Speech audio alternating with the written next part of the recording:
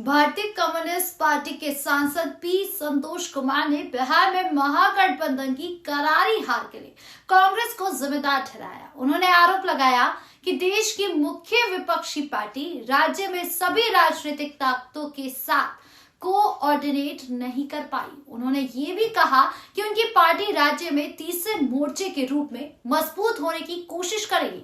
बता दें कि बिहार में सीपीआई महागठबंधन का हिस्सा है। बिहार के चुनाव नतीजों पर पूछे गए सवाल के जवाब में राज्यसभा सदस्य कुमार ने कहा, कांग्रेस के शीर्ष नेतृत्व ने बिहार में प्रचार किया, लेकिन पार्टी ने सभी राजनीतिक ताकतों के साथ समन्वय स्थापित करने में दिलचस्पी नहीं दिखाई। उन्होंने महागठबंधन के घटक दलों के बीच कई सीट पर हुए दोस्ताना मुकाबले की ओर भी इशारा किया।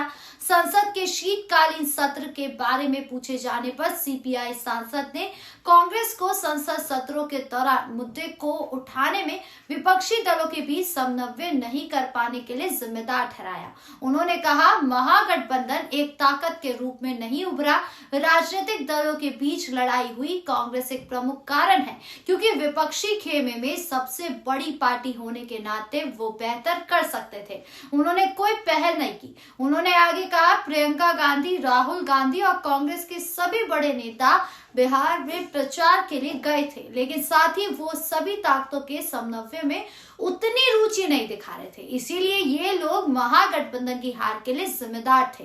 वास्तव में हम बेहतर प्रदर्शन कर सकते थे, लेकिन कांग्रेस पार्टी के इस सुस्त रवैये के कारण संभव नहीं हुआ। उन्होंने 4 सीटों पर सीपीआई के खिलाफ चुनाव लड़ा। उन्होंने कई सीटों पर आरजेडी के खिलाफ चुनाव लड़ा।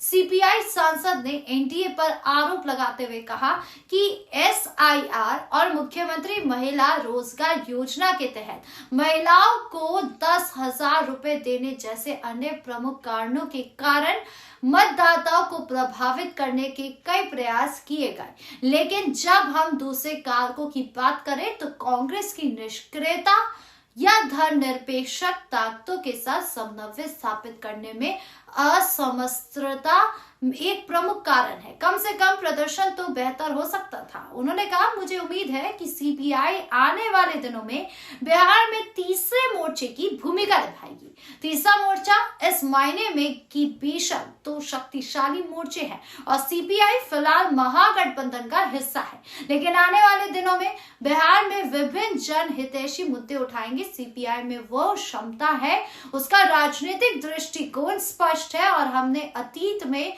बिहार में ऐसा किया है। इसलिए व्यक्तिगत रूप से मेरी आकांक्षा इसे बिहार की धरती पर एक बड़ी विशाल उभरती हुई वैकल्पिक ताकत बनाना है। आपकी इस पूरे मामले को लेकर क्या राय है, कमेंट बॉक्स में जरूर बताएं। धन्यवाद।